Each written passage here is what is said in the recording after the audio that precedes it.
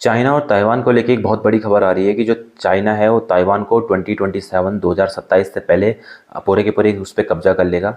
China और Taiwan के बीच की लड़ाई जो है काफ़ी लंबे टाइम से है, जब से चाइना का फॉर्मेशन हुआ, चाइना का कम्युनिस्ट पार्टी का इस्टेब्लिशमेंट चाइना में हुआ 1949 में। तो तब से लेके आज तक चाइना और ताइवान में डेमोक्रेसी है और चाइना में कम्युनिस्ट है।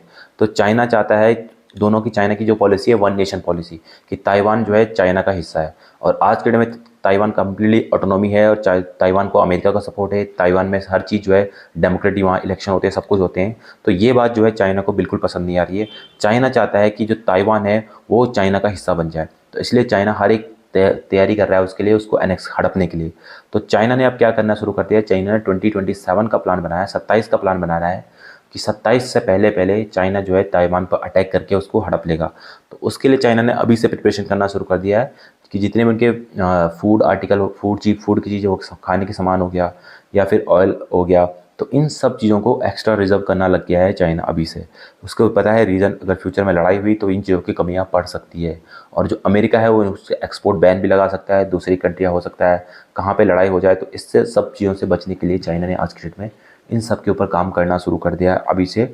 और अमेरिका जो है इसमें, अमेरिका की नज़रें लगी हुई है। अमेरिका जो है हर कोशिश कर रहा है कि ताइवान का जो एनेक्सेशन चाइना के द्वारा ना किया जाए, क्योंकि ताइवान जो है काफ़ी मैन्युफैक्चरिंग हब बना हुआ है। ताइवान फेमस है फॉर चिप मैन्युफैक्चरिंग। तो सारी की सारी चिप, जितनी भी अमेरिका में आज के डेट में चिप यूज़ होती है, और चिप हर एक इलेक्ट्रॉनिक गैजेट में यूज़ होती है। तो जितनी भी अमेरिका में आज के डेट में चिपें यूज़ हो रही है वो सारी की सारी कहीं ना कहीं मेड इन ताइवान है, ताइवान से बन के आ रही है। और ताइवान को आज के डेट में एक बहुत बड़ा मैन्युफैक्चरिंग हब बना हुआ है ताइवान। और ताइवान की इकॉनमी, आप इस बात से आइडिया लगा सकते हो कि इंडिया की जो इकॉनमी है वो 3-3.5 ट्रिलियन की इकॉनमी है, और अकेले ताइवान की इकॉनमी 2 ट्रिलियन के आसपास की इकॉनमी है। तो इतना बड़ा मैन्युफैक्चरिंग हब है ताइवान, एक छोटा मोटा हब नहीं है। तो इसलिए इतना रिच होने की वजह से ही चाइना भी उस रीजन को हड़पना चाहता है। और अमेरिका पूरी कोशिश कर रहा है कि इसको चाइना हड़पे ना, क्योंकि अगर चाइना ने ताइवान को हड़प दिया तो चाइना की इकॉनमी ऑटोमेटिकली 2-3 ट्रिलियन ऑटोमेटिकली बढ़ जाएगी। तो चाइना जो है 20-22 ट्रिलियन की इकॉनमी ऑटोमेटिकली हो जाएगा। और चाइना के पास बहुत सारे एडवांटेज आ जाएंगे जो ताइवान के पास ऑलरेडी है। जैसे कि चिप मैन्युफैक्चरिंग में फिर चाइना हब बन जाएगा, जो आज के डेट में ताइवान है तो उसके बाद फिर चाइना हब बन जाएगा उसके बाद। और चाइना इस तरह से पूरे के पूरे ग्लोबल मार्केट को कैप्चर कर सकता है, ग्लोबल मार्केट को अपने हिसाब से चला सकता है।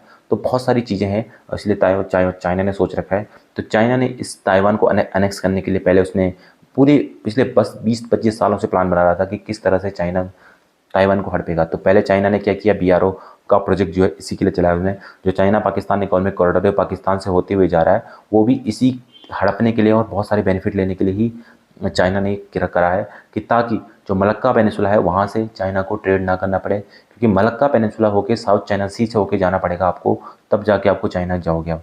तो साउथ चाइना सी में, मलक्का पेनिसुला में अमेरिका की बहुत ज़्यादा इन्फ्लुएंस है। वहाँ पे अमेरिका की शिप खड़ी रहती है, अमेरिका की आर्मी खड़ी है वहाँ पे। लेकिन पाकिस्तान जो कॉरिडोर है वहाँ पे केवल पाकिस्तान खड़ा है। पाकिस्तान के पास चाइना का 70 से 80 बिलियन डॉलर का कर्जा है। तो पाकिस्तान ना चाहते हुए चाइना को अपनी कंट्री का एक्सेस देगा, चाहे कैसी भी सिचुएशन हो जाए। पाकिस्तान हमेशा चाइना के साथ खड़ा रहेगा।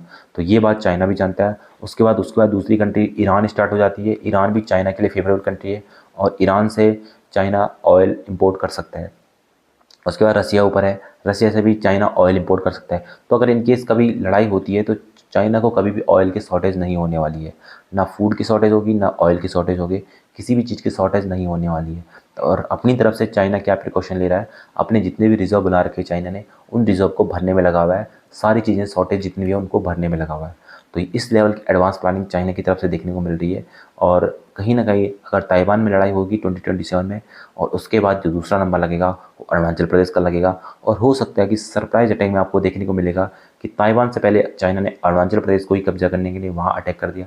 क्योंकि हमारे बॉर्डर पे चाइना जो है काफ़ी ज़्यादा मैन्युफैक्चरिंग करने में लगा हुआ है। वहाँ पे रोड बना रहा है, वहाँ पे हर चीज़ डिप्लॉय कर रहा है, अपनी रडार सिस्टम को डिप्लॉय कर रहा है, अपनी मिलिट्री को बढ़ाने में लगा हुआ है। क्योंकि चाइना को भी पता है, खतरा है उसको, चाइना को, कि कहीं ना कहीं अगर ताइवान को मैंने अनेक्स किया और ताइवान में अगर मैंने लड़ाई करी तो कहीं ना कहीं अगर 1% पॉसिबिलिटी है तो इंडिया भी इस पर कूद सकता है। और अगर इंडिया कूदेगा तो उसके लिए चाइना ने क्या करा, पाकिस्तान को बगल में बिठा रखा है कि अगर इंडिया कूदा तो पाकिस्तान को मैं एक्टिव कर दूंगा। तो इसलिए हर जगह से जो है चाइना सोच समझ के तब जाके चाइना स्टेप ले रहा है। और डेफिनेटली चाइना जो है ताइवान को अनेक्स करके रहेगा। और अमेरिका चाहे वो चाहे कोई भी सुपर पावर हो, कोई इसको रोक नहीं पाएगा।